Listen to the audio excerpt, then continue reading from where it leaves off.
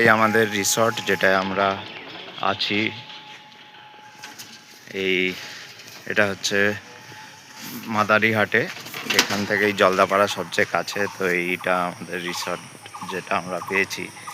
তো বেশ সুন্দর, আপনারা দেখতে পাচ্ছেন রিসর্টটা, মনোরম বাগানের মধ্যে গার্ডেন, তার মধ্যেই রিসর্টটা, খুব সুন্দর প্রাকৃতিক পরিবেশ, খুব দৃষ্টিনন্দন এই রিসর্ট।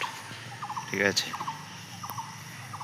এর থেকে একটু দূরেই, এখান থেকে দুটো অপশন আপনারা পাবেন জলদাপাড়া অভয়ারণ্য ঘোরার জন্য। সেটা হচ্ছে একটা টোটো পাবেন, টোটো আপনার 200 টাকা সিজন হিসাবে 200-300-র মধ্যে নেয়।